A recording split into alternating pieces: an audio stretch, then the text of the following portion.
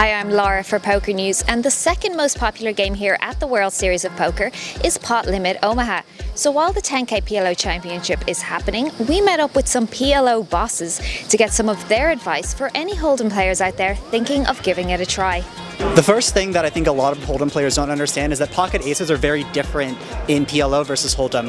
In Hold'em, a lot of the times you get in with aces is like an 80-20. In PLO, it could be a 60-40, especially after the flop. Hold'em players tend to hold on to aces a little too long, so you have to be really aware that one pair doesn't win in PLO a lot of the time. One mistake that I see new PLO players make is that they don't really understand the value of, for example, a flush on a paired board. In other games, the relative hand strength is not that broken up. Whereas in PLO, if you have a flush and the board is paired, you really don't have that strong of a hand. So your job is to learn the different ways to kind of navigate later streets when it's more locked down. And a lot of players have a lot of trouble with that. It'd probably be just try and play hands that make the nuts. Don't play low pocket pairs or smaller flush draws. You might get yourself in trouble and be in a really big pot very quickly.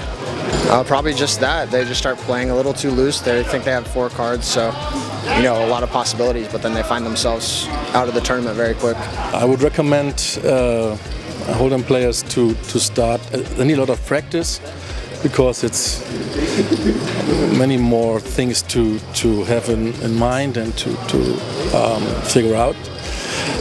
It's much more a post-flop game, and it's many more draws. So they should just practice, especially in the more small blind games.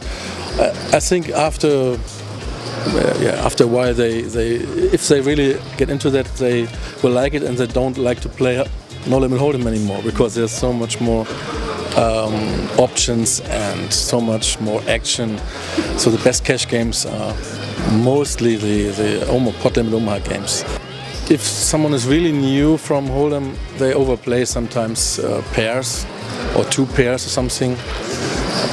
Because even a set sometimes is not a big favorite against some combo draws like flush and straight draws, especially this straight wraps.